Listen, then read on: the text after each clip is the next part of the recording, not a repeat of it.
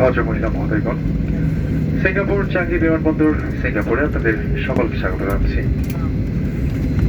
এখানকার স্থানীয় সময় দুপুর 2:37 এবং বাহিরের তাপমাত্রা 27°C। আপনাদের সকলের ব্যক্তিগত নিরাপত্তার স্বার্থে অনুগ্রহ করে সিট বেল্টগুলি বেঁধে রাখুন।